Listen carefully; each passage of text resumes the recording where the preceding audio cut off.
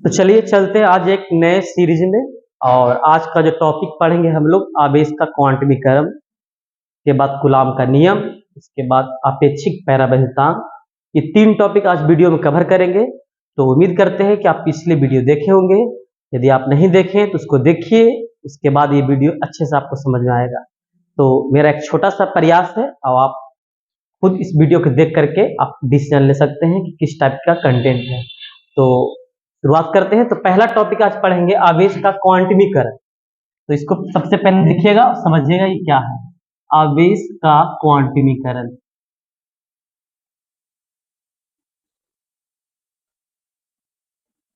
चलिए, आवेश का क्वांटमीकरण में क्या है कि आप समझिएगा कि देखिए आवेश जो है ना, जैसे जल, देखिए जल जल है जो सतत बहता है, सतत बहने का काम करता है। तो जल जब सतत बहता है तो आवेश ठीक इस तरह से नहीं बहता है। इसीलिए आप कह सकते हैं आवेश का क्वांटमीकरण, आवेश में क्वांटमीकरण का जो खोज किया था, इसमें क्वांटम सिद्धांत का जो खोज किया था वो किया था आपका मैक्स प्लैंक ने। तो आवेश के क्वांटमीकरण का सिद्धांत जो है क्या है कि क्वांटम शब्द की उत्पत्ति क्वांटमीकरण से हुई है।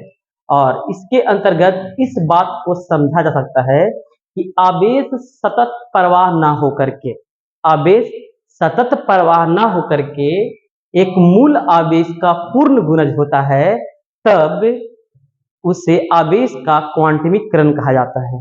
क्लियर? तो आवेश का क्वांटमीकरण यही आप लोग समझ लीजिए ढंग से कि आवेश का क्वांटमीकरण होता है कि आवेश सतत ना होकर के एक मूल आवेश का पूर्ण गुणज होता है, तो उसे आवेश का क्वांटमीकरण कहा जाता है। और मूल आवेश कहने का मतलब है कि देखिए आप जनरली पढ़े हैं प्रोटॉन पर धनात्मक, इलेक्ट्रॉन पर ऋणात्मक। तो मूल आवेश कहने का मतलब इलेक्ट्रॉन दो तरह की प्रकृति को शो करता है, एक प्रोटॉन के रूप में और एक इलेक्ट्रॉन के रूप में। जैसे आप समझिए ये मूल आवेश लिखते हैं, तो मूल आवेश जो है वो दो तरह के रूप में शो करता है, एक इलेक्ट्रॉन माइनस, एक इलेक्ट्रॉन प्लस। इसको -1.6 इंटू 10 के पावर -19 कूलाम, और यहाँ पर प्लस 1.6 इंटू 10 के पावर -19 कूलाम। ये हुआ मूल आवेश। तो इलेक्ट्रॉन दो तरह से आ जाता है, एक माइनस के रूप में, एक प्लस के रूप में, जो कि इसको हम लोग प्रोटॉन कहते हैं। तो इस तरीका से आपका आवेश का क्वांटमीकरण को समझा जा सकता है। तो इसके अंतर्गत एक फार्मूला आता है Q बराबर प्लस माइनस Ne, Q बराबर प्लस माइनस Ne, जहां E है मूल आवेश का पूर्ण गुणज। इसका मतलब उम्मीद करते हैं कि आपको समझ में आ गया होगा। तो फिर से चलते हैं, आवेश का क्वांटमीकरण कैसे लिखिएगा एनसीईआरटी के हिसाब से। तो सिंपल लिखिएगा कि आवेश का क्वांटम शब्द की उत्पत्ति क्वांटमीकरण शब्दों से हुई है। क्वांटम शब्द जो होता है उसकी उत्पत्ति क्वांटमीकरण शब्द से हुई है। और इसके अंतर्गत ये बतलाता है कि आवेश सतत ना होकर के एक मूल आवेश का पूर्ण गुणज होता है। तो उम्मीद करते हैं कि ये आप कंप्लीट हो गया होगा। तो चलते हैं नए टॉपिक की तरफ। ये छोटा सा टॉपिक था, मेरे हम लोग इसमें पढ़ेंगे एक नया टॉपिक। तो गुरुत्वाकर्षण बल पहले समझ लेते हैं, उसके बाद आपको समझ में आएगा कि कूलाम का नियम क्या होता है। तो समझिएगा, बहुत इंपॉर्टेंट टॉपिक है, इस चीज को एकदम ध्यान से समझिएगा। गुरुत्वाकर्षण बल, ग्रेविटेशनल फोर्स इसको कहते हैं। इसको शॉर्ट में FG कह दीजिए, G से ग्रेविटेशनल, F से फोर्स। तो ग्रेविटेशनल फोर्स यानी गुरुत्वाकर्षण बल। तो समझिएगा, सबसे पहले आप समझिए गुरुत्वाकर्षण बल का पहला सिद्धांत ये है गुरुत्वाकर्षण बल का कि गुरुत्वाकर्षण बल दो द्रव्यमानों के बीच लागू होता है, दो द्रव्यमानों के बीच लागू होता है। पहली बात याद रखिएगा, याद रहे द्रव्यमान कितनों भारी हो या कितनों हल्का, उससे कोई मतलब नहीं है। कारण ये है कि पूरे सौर मंडल गुरुत्वाकर्षण बल पर आधारित है। पूरे ब्रह्मांड में दो पिंडों के बीच गुरुत्वाकर्षण बल लगता है। तो बताइए, तय कर सकते हैं कि कौन कितना भारी, कितना द्रव्यमान वाली वस्तु है या पिंड है। इसका मतलब कि गुरुत्वाकर्षण बल हमेशा दो द्रव्यमानों के बीच लगता है। पहली बात याद रखिएगा। दूसरा इसका पॉइंट है गुरुत्वाकर्षण बल, गुरुत्वाकर्षण बल हमेशा आकर्षण बल होता है, यानी हमेशा दो वस्तुओं को आपस में खींचने का काम करता है। इसीलिए कह सकते हैं गुरुत्वाकर्षण बल हमेशा आकर्षण बल होता है। ये दूसरा पॉइंट हो गया। क्लियर? तीसरा पॉइंट है गुरुत्वाकर्षण बल जो है किसी भी माध्यम पर निर्भर नहीं करता है। ऐसा नहीं है कि हमको जल माध्यम में ही या हवा माध्यम में ही या कांच माध्यम में ही या निर्वात में गुरुत्वाकर्षण बल लागू होता नहीं। गुरुत्वाकर्षण बल को लागू करने के लिए दो द्रव्यमान वाली वस्तुओं के बीच किसी प्रकार का माध्यम हो या ना हो इससे कोई मतलब नहीं है। यानी कि सीधे सीधे कह सकते हैं कि गुरुत्वाकर्षण बल जो है वो माध्यमों पर, मीडियम पर निर्भर नहीं करता है। एग्जाम्पल के तौर पर आप देखिए कि एक चंद्रमा पृथ्वी के बीच गुरुत्वाकर्षण बल है, तो बताइए कि कितने तरह के मीडियम है। इस तरीके से हवा में मीडियम हो जाता है या निर्वात भी हो जाता है। इसका मतलब कि आप कह सकते हैं कि गुरुत्वाकर्षण बल होते हैं वो मीडियम पर निर्भर नहीं करते हैं। तो आप उम्मीद करते हैं कि तीन बात इसके बारे में समझ में आ गया होगा। पहली बात है कि गुरुत्वाकर्षण बल जो है दो द्रव्यमानों के बीच लगता है। दूसरी बात है कि गुरुत्वाकर्षण बल केवल आकर्षण बल होता है। और तीसरी बात यह है कि गुरुत्वाकर्षण बल जो है माध्यम पर निर्भर नहीं करता, ये सभी जगह पूरे ब्रह्मांड में लागू हो जाता है। इसीलिए गुरुत्वाकर्षण बल को संरक्षी बल या केंद्रीय बल कहते हैं। तो गुरुत्वाकर्षण बल संरक्षी बल और केंद्रीय बल दोनों होता है। इसीलिए गुरुत्वाकर्षण के सार्वत्रिक का नियम जो दिया था वो दिया था आपका न्यूटन, सर आइजैक न्यूटन साहब ने इस थ्योरी को प्रस्तुत किया था गुरुत्वाकर्षण बल के नियम क्या होते हैं। तो सेम गुरुत्वाकर्षण बल के नियम यदि आप समझ जाते हैं तो आपको समझ में आ जाएगा कि कूलॉम का नियम क्या है। कि गुरुत्वाकर्षण संरक्षी होते हैं और केंद्रीय होते हैं, ये दिमाग में हटा लीजिए। उम्मीद करते हैं कि इतनी बात समझ में आ गया होगा कि गुरुत्वाकर्षण बल क्या होता है। तो चलते हैं आगे। तो अब न्यूटन के नियम के हिसाब से क्या कहता है, तो पहले समझिएगा कि दो वस्तु है, आपको दो द्रव्यमान वाली वस्तु लेना होगा, एक m1 और एक m2 लिए। उसके बाद इसके बीच का डिस्टेंस r लिए। उसके बाद नियम कहता है क्या, न्यूटन के नियम, न्यूटन के सार्वत्रिक का नियम क्या कहता है कि गुरुत्वाकर्षण बल होता है दो द्रव्यमानों के बीच लगने वाले, दो द्रव्यमानों के बीच लगने वाले आकर्षण बल, लगने वाले आकर्षण बल, हम बताए थे कि ये आकर्षण बल होता है। लगने वाले आकर्षण बल दोनों द्रव्यमानों के गुणनफल के समानुपाती होता है तथा दो वस्तुओं के बीच या दो पिंड के बीच लगने वाले आकर्षण बल दोनों पिंडों के बीच की दूरी के वर्ग के व्युत्क्रमानुपाती होता है। दो तरह के उन्होंने संबंध को स्थापित किया, एक व्युत्क्रमानुपाती का, एक समानुपाती का। समानुपाती का संबंध जो है गुरुत्वाकर्षण बल सीधे दोनों द्रव्यमानों के गुणनफल के समानुपाती, जबकि व्युत्क्रमानुपाती का जो संबंध है वो दोनों द्रव्यमानों के बीच की दूरी के वर्ग के व्युत्क्रमानुपाती होता है। तो चलिए इसी बात को हम मैथमेटिक्स कैलकुलेशन करते हैं। तो पहला जो इनके हिसाब से हुआ एफ जी समानुपाती m1 इंटू m2, दूसरा एफ जी व्युत्क्रमानुपाती दोनों के बीच के डिस्टेंस का वर्ग। इसको समीकरण फर्स्ट मान लेते हैं, इसको समीकरण सेकंड मान लेते हैं। तो इस तरीका से दो नियम इन्होंने प्रतिपादन किया। समझ गए होंगे फिर से, दो द्रव्यमानों या दो पिंडों के बीच लगने वाले आकर्षण बल दोनों पिंडों के गुणनफल के समानुपाती होता है, जबकि दोनों पिंडों के बीच लगने वाला एक गुरुत्वाकर्षण बल दोनों के बीच की दूरी के वर्ग के व्युत्क्रमानुपाती होता है। तो ये बताया था इन्होंने। तब इसका अगर हम कैलकुलेशन करें तो कैलकुलेशन होगा एफ जी इस तरीका से m1 गुना m2 बटा r स्क्वायर। अब इस चिन्ह को हटाएंगे, तो इस चिन्ह को हटाएंगे तो इसके बदले कैपिटल G आएगा और इसको m1 m2 बटा r स्क्वायर करेंगे। उसके बाद आपको देखा जाए आगे जाकर के तो याद रखिएगा, इसको अगर हिंदी में बात किया जाए तो इसको हम लोग बोलेंगे गुरुत्वाकर्षण बल, गुरुत्वाकर्षण बल बोलेंगे। इसको बोलेंगे कैपिटल जी को, इसको गुरुत्वाकर्षण नियतांक, गुरुत्वाकर्षण नियतांक।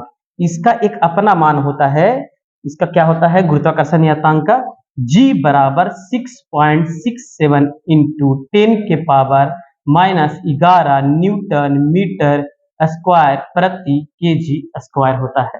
तो इस तरीका से गुरुत्वाकर्षण बल आप समझ गए होंगे, उम्मीद करते हैं। छोटी सी एक बात है, खास करके कूलाम के नियम को समझाने के लिए। इसको आओ आगे चलते हैं, इसका देख लेते हैं मात्रक और बीमा क्या होता है। ऐसे स्थिति में ऐसे तो मात्रक लिखे हुए हैं, न्यूटन मीटर स्क्वायर प्रति केजी स्क्वायर कैसे निकलता है, इस चीज को भी हम समझ लेते हैं। तो चलिए देखिए, जनरली फार्मूला हम अब जस्ट बताए हैं अभी आपको, क्या फार्मूला होगा गुरुत्वाकर्षण बल का। तो गुरुत्वाकर्षण बल का जो फार्मूला होगा लिख सकते हैं एफ जी बराबर capital G m1 into m2 बटा आर स्क्वायर। मात्रक निकालना है जी का, तो गुना करेंगे तो एफ जी गुने आर स्क्वायर और जी इंटू m1 इंटू m2। अच्छा, जी बराबर क्या हो जाएगा, तो F G into r square बटा m1 इंटू m2। अब देखिए सबका मात्रा बदल दीजिए, ये बल है तो बल का मात्रक होता है न्यूटन, ये है दूरी, दूरी का मात्रक मीटर, मीटर स्क्वायर क्योंकि आर स्क्वायर है, दो द्रव्यमान है तो हो जाएगा केजी स्क्वायर। तो इसको कह सकते हैं न्यूटन मीटर स्क्वायर प्रति केजी स्क्वायर, या इसको ऐसे लिख सकते हैं न्यूटन मीटर स्क्वायर केजी की, इस तरीका से। उम्मीद करते हैं कि समझ गए होंगे ये, तो ढंग से समझे हैं। तो आगे चलते हैं इसका मात्रक, मात्रक तो हो गया, तो आगे चलते हैं इसका बीमीय सूत्र। तो बीमीय सूत्र क्या होगा आप समझिएगा। तो फॉर्मूला देखिए, तो एफ जी बराबर जी इंटू m1 इंटू m2। तो एफ जी गुना यहाँ हो जाएगा आर स्क्वायर, तो एफ जी गुना आर स्क्वायर बराबर जी m1 इंटू m। बीमीय सूत्र निकालने के लिए याद रखिएगा, जब यदि बीमीय सूत्र आप निकालते हैं तो बीमीय सूत्र निकालने से पहले मात्रक निकालना होगा। मात्रक हमने निकाल लिया, लेकिन आपको डिटेल से फिर से बता रहे हैं कि कैसे बीमीय सूत्र निकालेंगे। तो पहले हम मात्रक निकाल लेंगे, तो जी बराबर F G into r square बटा m1 इंटू m2। अच्छा, जी बराबर न्यूटन मीटर स्क्वायर प्रति केजी स्क्वायर। क्या निकाले कि नहीं, सेम टू सेम। अब यहाँ पर कुछ नहीं, आपको बल का बीमा याद रखना होगा, हम बता देते हैं। जो बल का बीमा होता है MLT-2, जनरली याद रखना होगा बल का बीमा। दूसरी बात कार्य का बीमा, ML स्क्वायर T-2, देखिए यहाँ पर स्क्वायर आ जाएगा कार्य का बीमा। उसके बाद आवेश का बीमा आपको AT याद रखना होगा, ये आवेश का बीमा है। तो ये आवेश, ये कार्य का बीमा है, और ये आवेश का बीमा है, और ये बल का बीमा है। याद रखना, अब धारा का जो बीमा होगा ए होगा, विद्युत धारा का बीमा। इतना आप सिर्फ याद रखिए, बिल्कुल समझ में आएगा। तो विद्युत धारा का बीमा ए या आई होता है, तो ज्यादातर जो है ना वो आपका इस्तेमाल ए ही होता है, लेकिन विद्युत धारा का जो बीमा होगा आई या ए, लेकिन ज्यादा प्रसिद्ध और फेमस फार्मूला में ए होता है। तो बल का बीमा ML-T-2, कार्य का बीमा ML स्क्वायर T-2, उसके बाद आवेश का बीमा AT, अब विद्युत धारा का जो बीमा होगा ए होगा। अब यहाँ पर समझिएगा, तो जी बराबर क्या हो जाएगा, एन है ना, तो एन यानी कि न्यूटन, बल का बीमा लिखा हुआ ऊपर MLT-2, इसको बड़ी कोष्ठ में ऐसे घेर देंगे। उसके बाद मीटर स्क्वायर है, तो मीटर का, तो लंबाई का बीमा एल होता है, भी याद रखिएगा। जो लंबाई का बीमा होगा ना वो एल होगा। लंबाई हो, चौड़ाई हो, ऊंचाई हो, गहराई हो, सब लंबाई के अंतर्गत आता है। दूरी हो, विस्थापन हो, सबका बीमा कैपिटल एल होगा। तो यहाँ पर हम लिखेंगे कैपिटल एल, केगो है दूगो, तो इस तरीका से। और केजी है तो केजी, द्रव्यमान का जो बीमा होगा वो होगा आपका एम, द्रव्यमान का जो बीमा हो जाएगा वो आपका एम होगा। इस जनरली बेसिक फंडामेंटल है जो आपको याद रखना चाहिए हर विद्यार्थी को, ताकि एनसीईआरटी को समझने में बिल्कुल आसान लगे। इसका मतलब यहाँ पर हम देंगे क्या, एम जो है आपका एम है ना, तो एम स्क्वायर देंगे यहाँ पर। तो इस तरीका से ऊपर जाएगा ये, तो ऊपर जाएगा ये, देखिए तो एम, ये -2 हो जाएगा, ऊपर जाएगा तो -2 आएगा, प्लस में है तो -1 बचेगा। अच्छा, उसके बाद एल यहाँ पर एक है, यहाँ पर दो है, तो एल क्यू हो जाएगा, T-2 हो जाएगा। जनरली इसका यही बीमा होगा। तो ये हो गया कैपिटल जी। तो उम्मीद करते हैं फिर समझ लीजिए, छोटा सा रिवाइज मात्र 2 मिनट में, चलते साथ साथ रिवाइज के साथ। पहला, गुरुत्वाकर्षण बल कहीं भी लागू हो सकता है, पूरे ब्रह्मांड में कहीं भी लागू हो सकता है। दूसरी बात, ये दो द्रव्यमान के बीच या दो पिंड के बीच लागू होता है। तीसरी बात, ये केवल आकर्षण बल होते हैं। चौथी बात कि गुरुत्वाकर्षण बल संरक्षी और केंद्रीय बल होते हैं। और उसके बाद है गुरुत्वाकर्षण बल के हिसाब से जो फॉर्मूला प्राप्त हुआ, जो न्यूटन साहब ने दिए थे गुरुत्वाकर्षण के सार्वत्रिक नियम, उसके अंतर्गत जो फॉर्मूला होगा एफ जी बराबर capital G into m1 into m2 बटा आर स्क्वायर, जहां m1 m2 दो पिंड है, r दोनों पिंडों के बीच का डिस्टेंस हो गया। जो एफ जी है वो ग्रेविटेशनल फोर्स, उसको गुरुत्वाकर्षण बल कह सकते हैं। जो कैपिटल जी है उसको हम आपका गुरुत्वाकर्षण नियतांक कहते हैं। और गुरुत्वाकर्षण नियतांक का जो खोज किया था वो हेनरी कैवेंडिश किया था, और उसका मान होता है 6.67 इंटू 10 की पावर -11 न्यूटन मीटर स्क्वायर प्रति केजी स्क्वायर। ये हो गया आपका छोटा सा बात। उसके बाद इसका मात्रक है वो बताए थे कैपिटल जी का, न्यूटन मीटर स्क्वायर प्रति केजी स्क्वायर। इसका बीमा हो गया m inverse L Q T-2 होता है। उम्मीद करते हैं कि आप समझ गए होंगे। तो चलते हैं नए टॉपिक की तरफ। आप धैर्य बनाए रखिए, एकदम हर बात समझ में आएगा। तो अब हम लोग लेंगे कूलाम का नियम। यही इंपॉर्टेंट टॉपिक है जो कि हम आपको कूलाम के नियम को समझाने के लिए ये बताए हैं। ये टॉपिक अगर ये समझ में आपको आता है तो बिल्कुल कूलाम के नियम आपको समझ में आ जाना चाहिए। तो चलते हैं कूलाम के नियम की तरफ। सबसे अच्छा टॉपिक है, तो चलिए हेडिंग लेते हैं पहले कूलाम का नियम। कूलाम का नियम, कूलाम का नियम देखिए, फिर बताए थे हम आपका कि कूलाम का नियम क्या होता है। सेम टू सेम गुरुत्वाकर्षण बल पर आधारित डिफिनेशन है कूलाम के नियम। तो ये होता है, याद रखिए कूलाम के नियम के अंतर्गत हम बता देते हैं कि कूलाम के नियम के अंतर्गत जो भी फार्मूला प्राप्त होगा हम बताएंगे उसको विद्युतीय बल कहते हैं।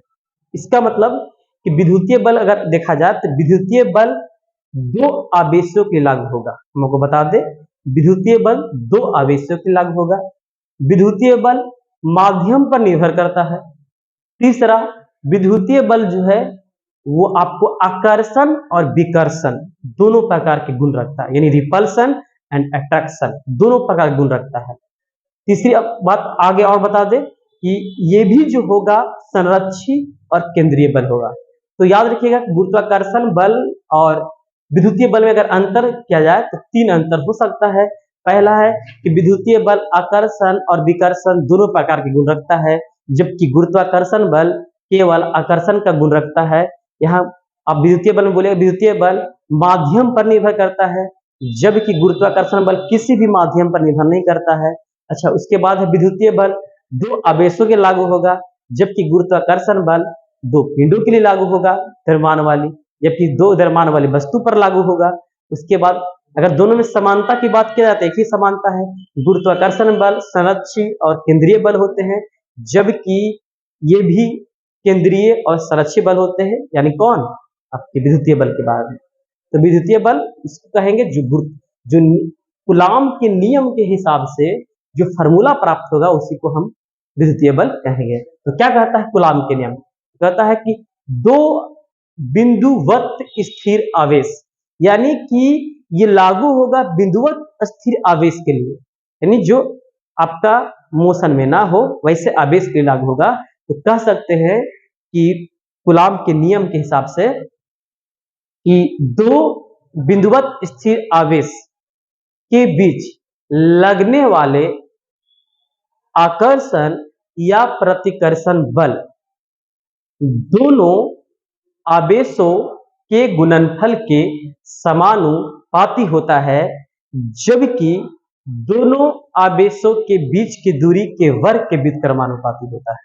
ऐसा आप लिख सकते हैं, क्योंकि हमने एक सेंटेंस के पर छिपा रखा लैंग्वेज में, अगर आप समझते हैं तो इसी को दूसरा भाषा में ऐसे बोल सकते हैं कि दो स्थिर बिंदुवत आवेश के बीच लगने वाले आकर्षण या प्रतिकर्षण बल दोनों आवेशों के गुणनफल के समानुपाती होता है, तथा दोनों आवेशों के बीच लगने वाले प्रतिकर्षण और आकर्षण बल दोनों के बीच की दूरी के वर्ग के व्युत्क्रमानुपाती होता है।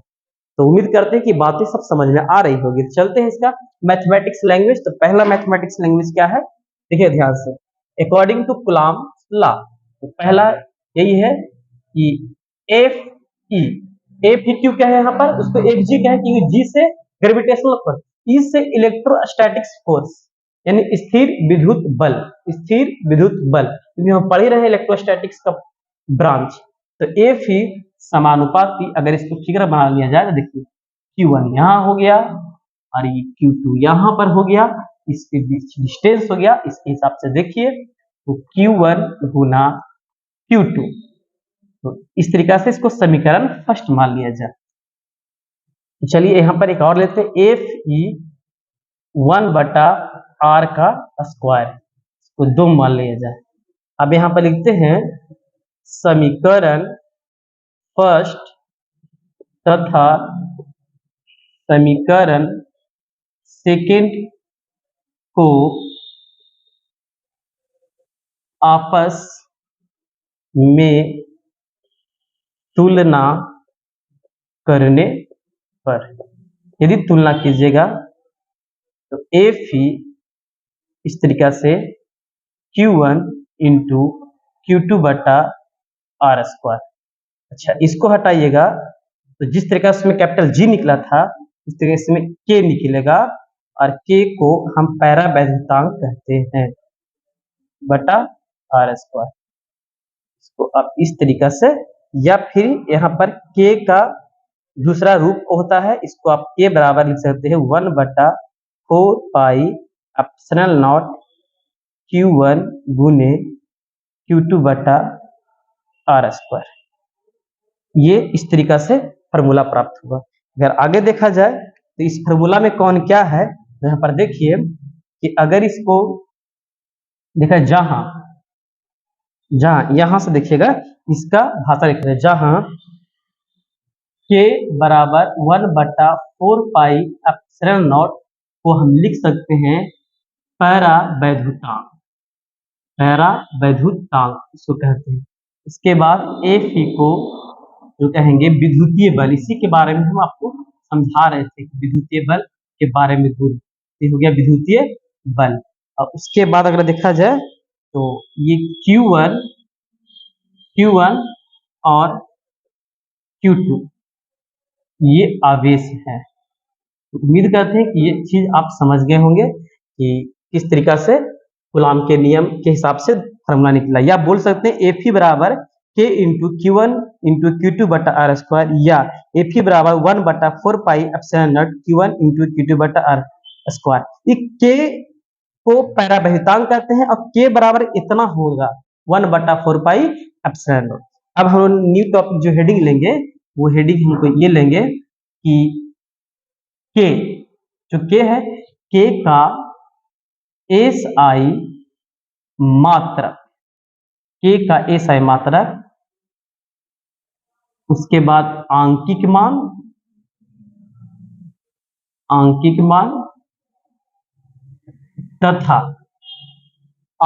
तथा विमीय सूत्र।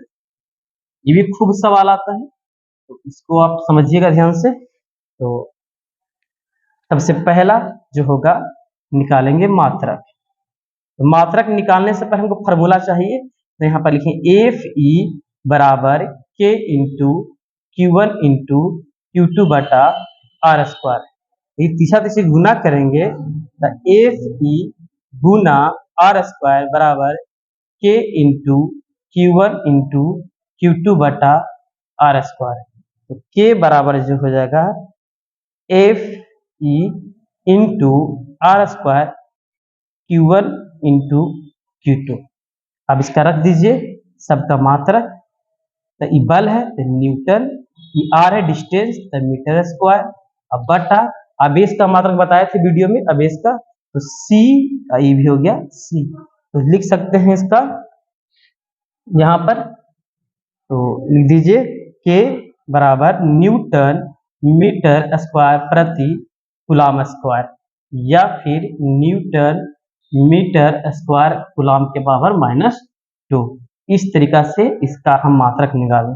दूसरा बात करते हैं आंकिक वैल्यू। तो आंकिक वैल्यू कितना होता है इसका आंकिक मान, तो आंकिक मान होता है K बराबर 9 गुने 10 के पावर 9 न्यूटन मीटर स्क्वायर प्रति केजी स्क्वायर, या 9 गुने 10 के पावर 9 मीटर प्रति फैराड, मीटर प्रति फैराड, एफ को फैराड कहेंगे। तो अब आते हैं तीसरा, जो तीसरा होगा बीमीय सूत्र। बीमीय सूत्र तो बताया था मात्रक की सहायता से बीमीय सूत्र निकाला जाता है। तो अब बताइए कि एफ ई बराबर होगा के into Q one into Q two बटा आर स्क्वायर। तो इस तरीके से एफ ई गुना आर स्क्वायर बराबर के into Q one into Q two. तो के बराबर एफ ई गुना आर स्क्वायर आइए Q one into Q two. तो के बराबर जो होगा न्यूटन मीटर स्क्वायर प्रति कूलम स्क्वायर। तो ऐसे स्थिति में अब यहाँ पर दीजिए बीमा। हम आपको बताएं कि बाबू आप बीमा को याद रखना होगा, बल का बीमा M L T minus two ऐसे निकाला जाता है, लेकिन इसको आप जनरली भी याद रखिए M L T minus two. और लंबाई का बीमा एल स्क्वायर। इस तरीका से आवेश दो को है तो 80 का स्क्वायर, क्योंकि आवेश का बीमा 80 होता है। तो इस तरीका से क्या हो गया, गुना कीजिएगा, देखिए एल है ना तो एम एल क्यू हो जाएगा, टी स्क्वायर है ये ऊपर जाएगा तो माइनस होगा, तो टी माइनस 4 हो गया, और एक बच गया ए, तो ए स्क्वायर हो गया, ए के पावर माइनस 2 हो गया। तो ये हो गया आपका बीमीय सूत्र। ये सब किसका सिर्फ है, ये पूरा पैरावृत्तांक का, पैरावृत्तांक का पहला हो गया आपका फार्मूला। तो फार्मूला ये होगा के बराबर, इसका मात्रक ये वाला होगा, ऐसे लिख सकते हैं, या फिर इसका मात्रक मीटर प्रति फैराड भी होता है, इसका जो मात्रक होगा मीटर प्रति फैराड भी होगा। इसका मात्रक न्यूटन मीटर स्क्वायर प्रति कूलम स्क्वायर, या फिर मीटर प्रति फैराड आंकिक वैल्यू 9 × 10 की पावर 9 न्यूटन मीटर स्क्वायर प्रति केजी स्क्वायर, या 9 × 10 की पावर 9 मीटर प्रति फैराड। अगर बीमीय सूत्र की बात करें तो एम एल की टी माइनस 4 एक की पावर इनवर्स। तो उम्मीद करते हैं कि इतना आपको समझ में आ गया होगा। कि नए टॉपिक की तरफ चलते हैं। देखिएगा 1/4 पाई एप्सिलॉन नॉट जो हम लिखे हैं इस फार्मूला में, ये एप्सिलॉन नॉट के बारे में चलते हैं, इसको कहते क्या है। तो एप्सिलॉन नॉट की हिंदी में विद्युतशीलता या पैरावैद्युतता कहा जाता है, और ठीक इसको भी हम इस तरीका से बनाएंगे। तो चलिए अब हम लोग चलेंगे एप्सिलॉन नॉट के बारे में है। तो एप्सिलॉन नॉट को हिंदी में विद्युतशीलता या पैरावैद्युतता कहा जाता है। तो इसके बारे में आप समझिए। देखिए तो इसको हम लोग बोलेंगे, सबसे पहली बात जो हेडिंग है पैरावैद्युतता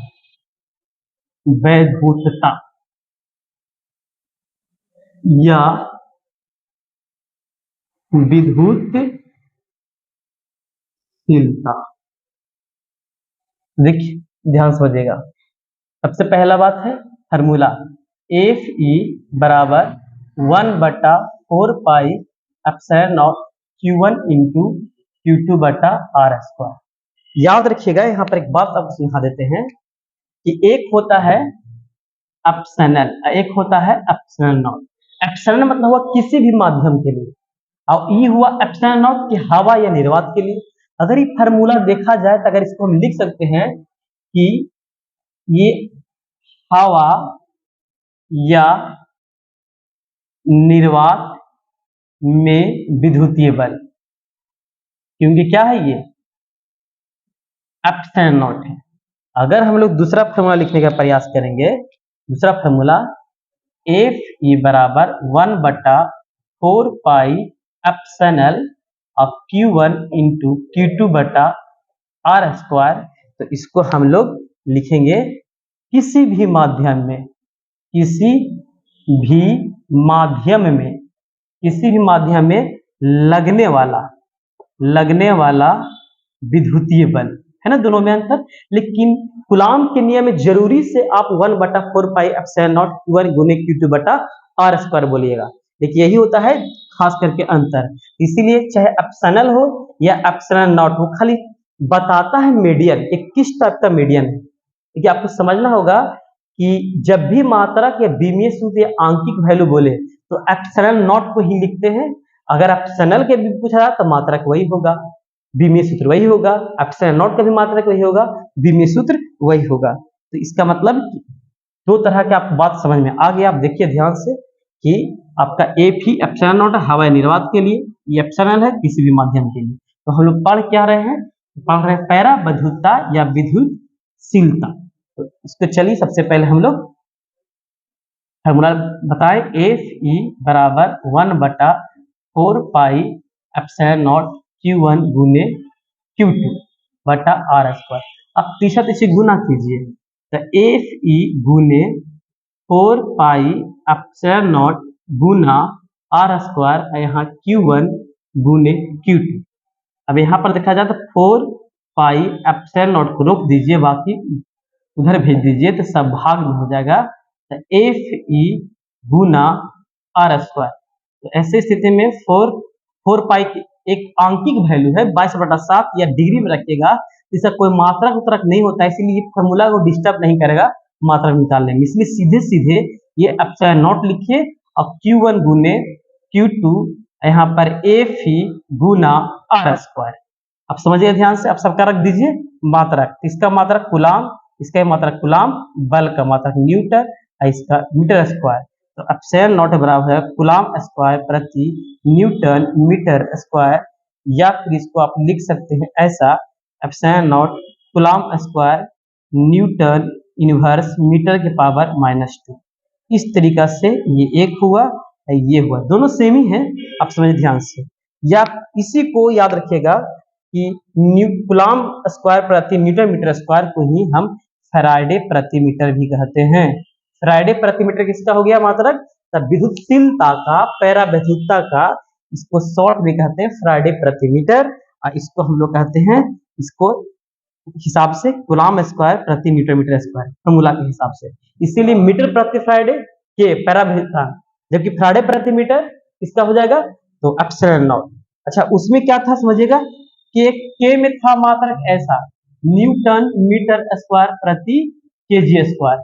अच्छा, एप्सिलॉन नॉट में उलट गया, kg square newton metre square. देखिए केजी, सॉरी, यहाँ पर हो जाएगा आपका कूलाम स्क्वायर, कूलाम स्क्वायर, यहाँ पर भी कूलाम स्क्वायर। देखिए न्यूटन मीटर प्रति कूलाम स्क्वायर, देखिएगा इससे पहले बताए हैं, एप्सिलॉन नॉट कूलाम स्क्वायर बटा न्यूटन मीटर स्क्वायर। देखिए दोनों में यही है कि इस तरीका से तो बट्टा में पलट गया, इसीलिए जब इसको हम फैराडे प्रति मीटर कहते हैं तो इसको मीटर प्रति फैराड भी कहा जा सकता है। इसीलिए सब कुछ हम बता दिए, तो मात्रक बता दिए, इसका शॉर्ट में क्या बोलते हैं वो भी बता दिए।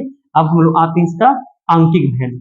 तो ये पहला निकला मात्रक, मात्रक जो दूसरा होगा वो होगा आंकिक वैल्यू कितना है, आंकिक मान। सीधे याद रखिए एप्सिलॉन नॉट का जो मान होगा 8.854 इंटू 10 के पावर -12।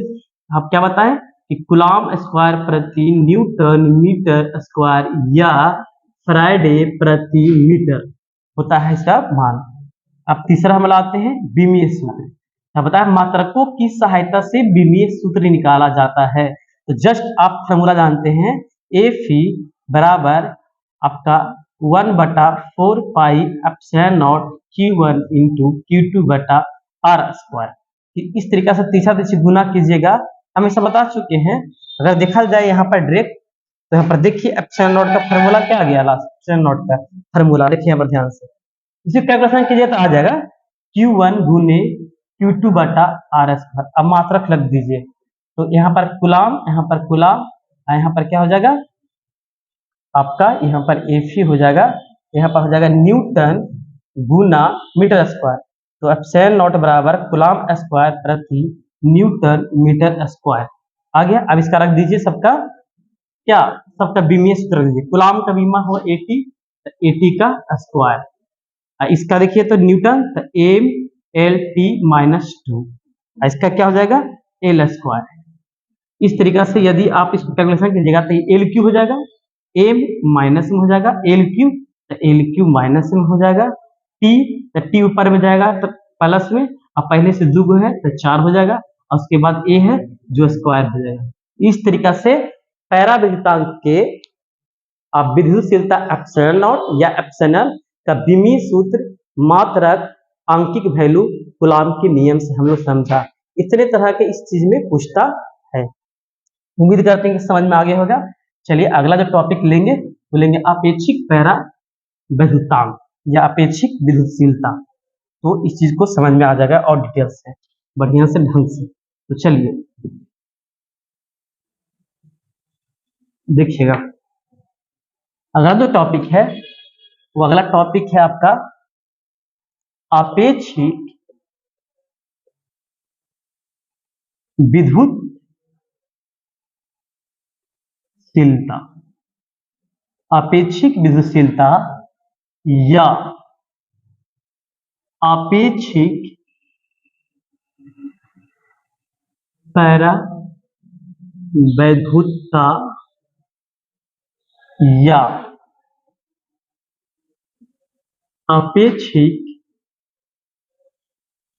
पैरावैद्युतांक, इसको हम के या एप्सिलॉन आर के द्वारा सूचित करते हैं।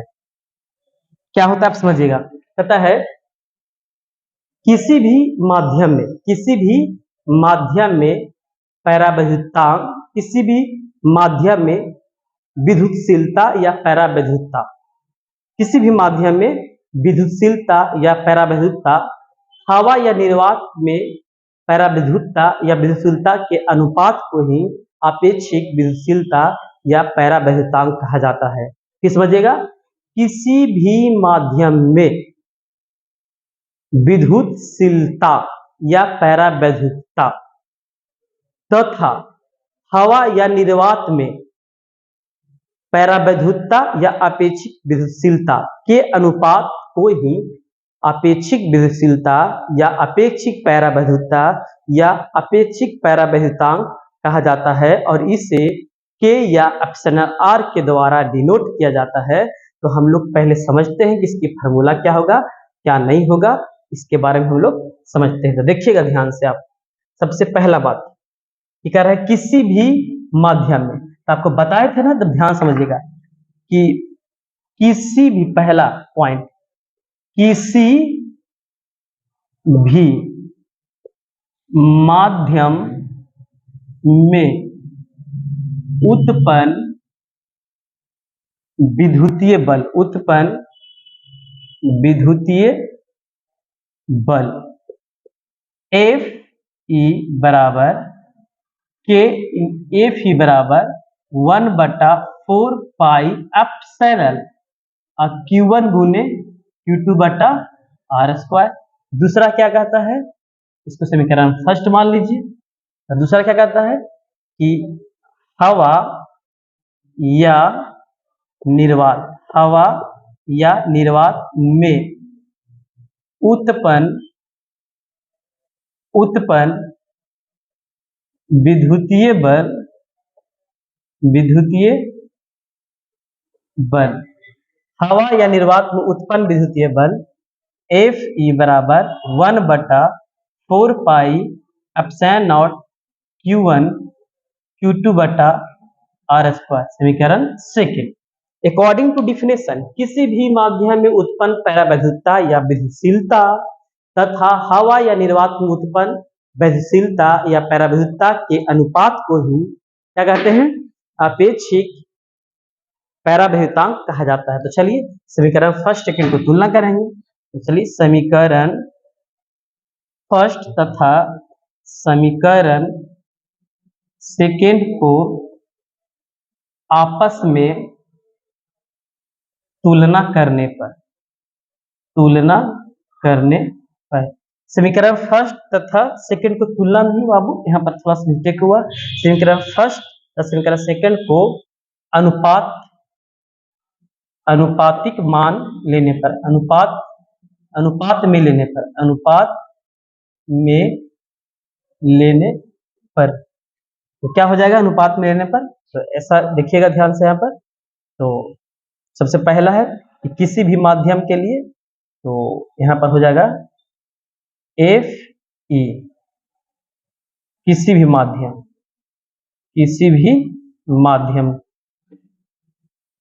यहाँ पर हो जाएगा एफ ई हवा या निर्वात के अनुपात को के या एप्सिलॉन आर कहा जाता है। उसके बाद समीकरण फर्स्ट सेकंड को आप यहाँ पर धर दीजिए, तो यहाँ पर हो जाएगा एप्सिलॉन आर बराबर 1/4 पाई एप्सिलॉन और Q1 इंटू Q2 बटा आर स्क्वायर बटा 1/4 pi epsilon not Q1 into Q2 बटा आर स्क्वायर।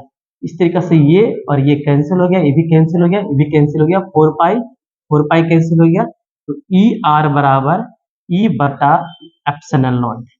यही हो गया आपका अपेक्षिक परावैद्युतांक का फार्मूला या अपेक्षिक परावैद्युता का फार्मूला हो गया। इसको हम लोग इस तरीके से फार्मूला आता है कि बताइए कि अपेक्षिक परावैद्युतांक का फार्मूला क्या होगा। इसको आप के रूप में भी लिख सकते हैं, ई बटा एप्सिलॉन नॉट। अब इसके बारे में पॉइंट सुन लीजिए। पहला पॉइंट है कि अपेक्षिक परावैद्युतांक जो होता है वो विमाहीन और मात्रकहीन होता है, इसलिए क्योंकि दोनों एक्सटर्नल ही है, दोनों का मात्रक रखेंगे कट जाएगा, तो कटने के बाद ऐसे स्थिति में न इसका कोई मात्रक होगा और न इसका कोई बीमा होगा। जब मात्रक होगा ही नहीं तो बीमा नहीं होगा, यानी मात्रकहीन और बीमाहीन। पहला पॉइंट, अपेक्षिक परावैद्युतांक या अपेक्षिक परावैद्युता या अपेक्षिक गतिशीलता मात्रकहीन और बीमाहीन होता है। दूसरा पॉइंट समझ जाएगा, अपेक्षिक परावैद्युतांक जो होगा वो हमेशा एक से बड़ा होगा, हमेशा एक से बड़ा होगा। दूसरा पॉइंट, अपेक्षिक परावैद्युतांक हमेशा एक से बड़ा होगा।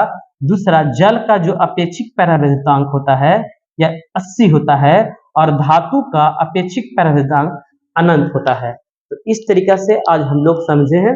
पूरे कूलाम के नियम के आधार पर इतना ही पॉइंट है, इससे ज्यादा एनसीईआरटी नहीं दिया है और डिटेल्स हमने बताया है, कोशिश किया है। तो उम्मीद करते हैं कि आप वीडियो को देख रहे होंगे और पसंद आया होगा। खाली आप बनाए रखिए, पूरा सीरीज हम खत्म कर देंगे और एक अच्छा तैयारी हो जाएगा। तो वीडियो को आप सब्सक्राइब कीजिए, लाइक कीजिए और शेयर कीजिए। जय हिंद।